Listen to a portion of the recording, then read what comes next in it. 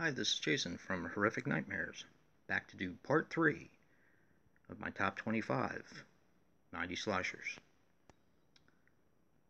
Keep in mind that these are my opinion and how I view the films, and like I said before, some of you may not consider some of these movie slasher films, but I do.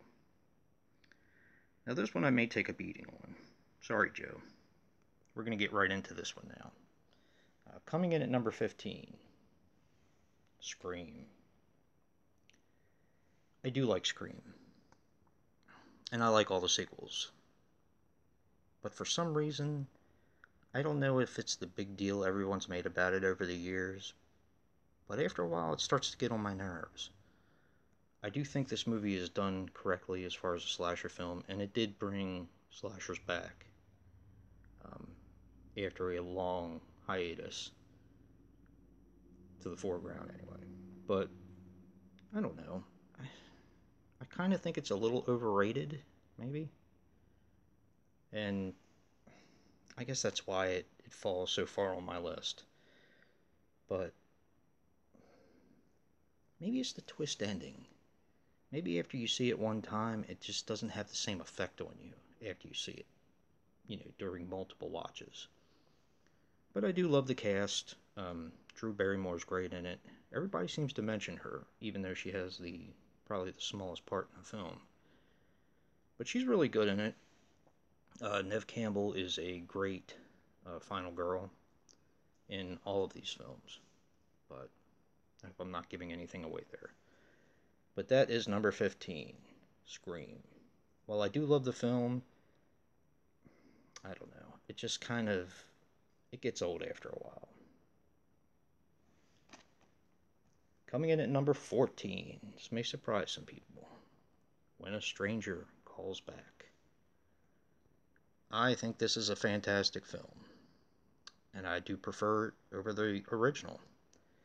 I'm sure a lot of people are going to have a problem with that one, but unless you've seen it, and I don't think a lot of people have actually seen this film. This is a really, really good movie. And the reason why I prefer it over the original is because I feel that the original film drags some. Actually, it drags a lot, in my opinion. And this movie, I think, is so clever the way it's written. And the killer is just, I think it's brilliant.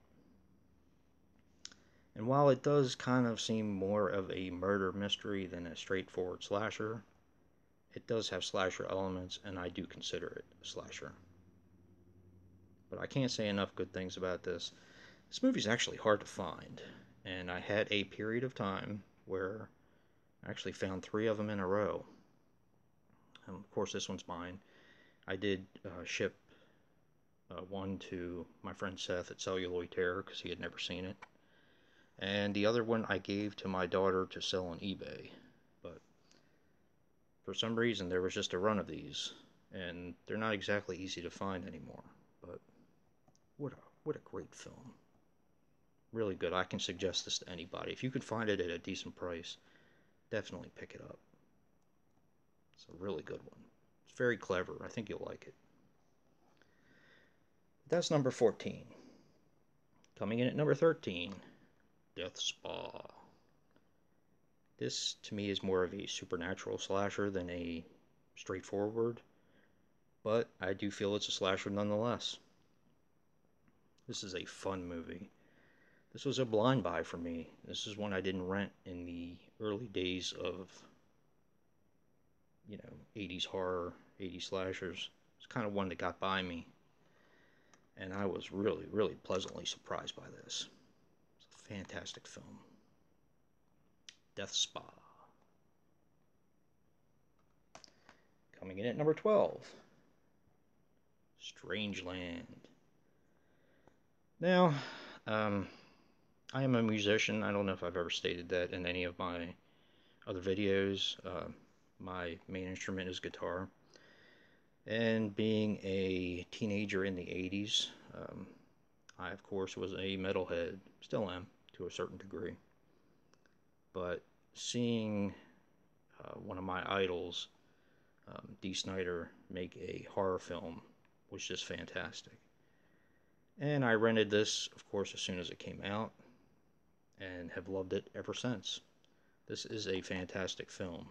Not sure how hard it is to find, but I lucked out and actually found it at a yard sale years and years ago, because I used to have it on VHS.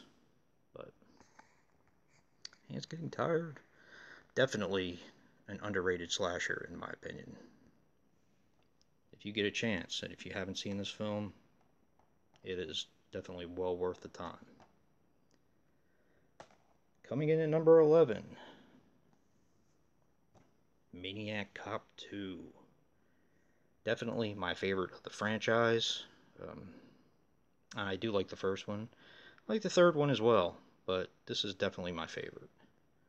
I just think it's done extremely well.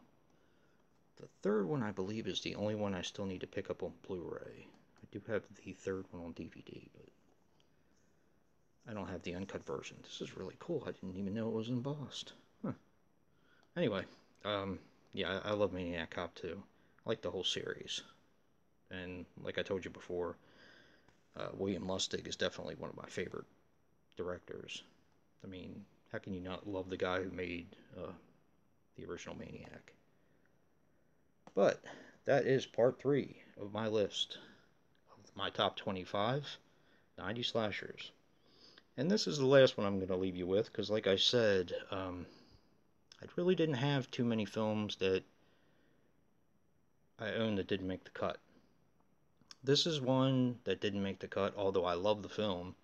I kind of didn't feel it fit enough, but it is a film called Night Moves with Christopher Lambert.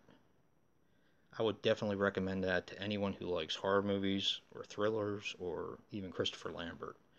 It is a fantastic film, and it does have slasher qualities to it. But definitely like to know what you guys think about my video, my rankings, or the films I put in my rankings. Comment below. If you like what you see or hear, hit the like button, subscribe, and until next time, peace.